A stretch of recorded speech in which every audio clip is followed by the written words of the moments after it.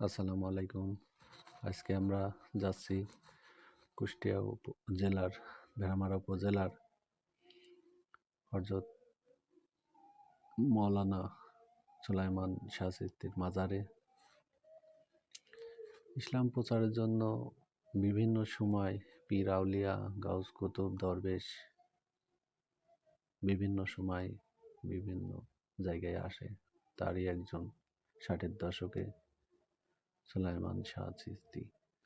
জন্ম ১৮৭৯ কি ৮০ হবে, কেউ সঠিক তথ্য বলতে পারে না। ওফাত ১২ই এপ্রিল ১৯৭১ সালে। ১৯৭১ সালে মহান মুক্তিযুদ্ধের সময় তার ৮ সহচর সহ তিনি নিহত হন পাক হানাদার বাহিনীর হাতে। ৮ সহচরী হলেন আমির আলী, আব্দুল লতিফ, আমিন উদ্দিন, আব্দুল ওহাব, আইয়ুব আলী, আব্দুর রহমান অলিউল্লাহ, নাম জানা আরো একজন। বন্ধুরা দেখতে পাচ্ছেন, চলে আসছে আমরা সুলাইমান শাহ চিশতীর মাজারের।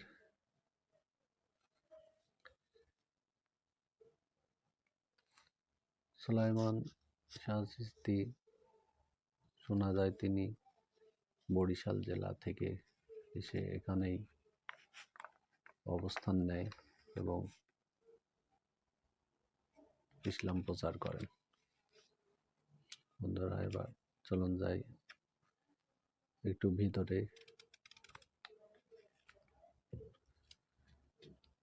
আপনারা দেখতে পাচ্ছেন এখানে একটা নৌকা। এই নৌকা দিয়েই পাশেই পদ্মা নদী। পদ্মা নদীর সুলাইমান শাহ চিশতী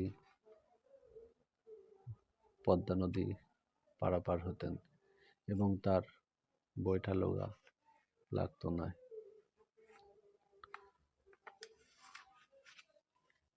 বন্ধুরা দেখতে পাচ্ছেন, এটাই হলো হযরত মাওলানা সুলাইমান শাহ চিশতীর মাজার, কবর।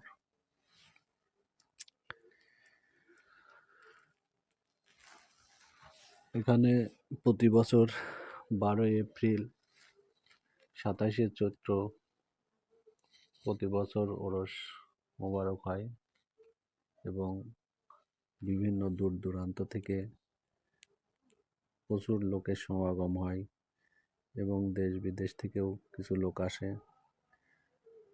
ভারত, পাকিস্তান, ভুটান বিভিন্ন জায়গায় থেকে এখানে হযরত সুলাইমান শাহ চিশতীর ভক্তবিন্দু ওরস করতে আসে।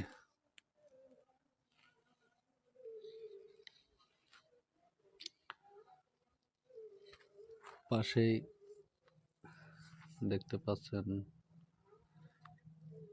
অনেক জায়গা, আশপাশে অনেক জায়গা।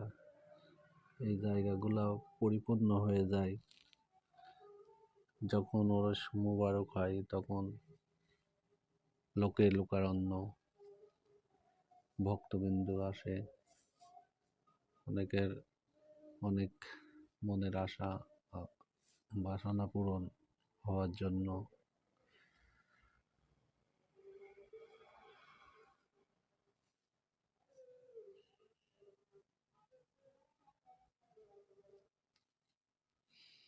মাজার প্রাঙ্গণ খুব নিরিবিলি, খুব সুন্দর। এটা মাজারের পিছনের গেট, সুন্দর। বন্ধুরা এটা দেখতে পাচ্ছেন, এটা একটি গোলঘর। এখানেই হযরত মাওলানা সুলাইমান শাহ চিশতী ধ্যানে মগ্ন থাকতেন, ইবাদত বন্দেগীতে মগ্ন থাকতেন।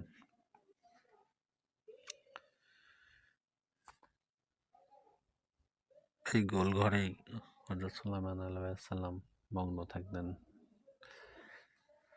এটা দেখতে পাচ্ছেন জিন্দা কবর। জিন্দা কবর নিয়ে বিভিন্ন মানুষের বিভিন্ন মতবাদ। কেউ সঠিক তথ্য দিতে পারে না।